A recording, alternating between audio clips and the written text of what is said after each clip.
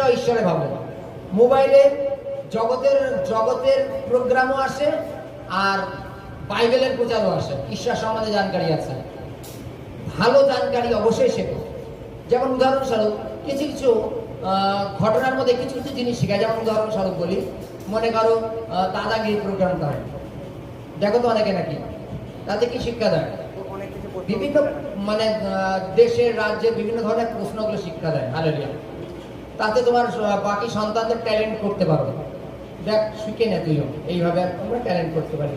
কিন্তু যদি আমরা জাগতিক সিরিয়ালে মত্ত হয়ে যাই, জগতে দেখবে রাতে ঘুমিয়ে সেই সিরিয়ালের যে একটা সিন নিয়ে স্বপ্নে চলে আসে, আসে তো নাকি? কেন ওই নিয়েই তো চর্চা থাকে। তাহলে বাইবেলে লেখা আছে তোমার আমাদের প্রথম স্থানটা কাকে দেওয়া উচিত? ঈশ্বর সদাপ্রভুকে দেওয়া উচিত। হালেলুয়া। প্রথম স্থানটা কাকে? ঈশ্বর সদাপ্রভুকে।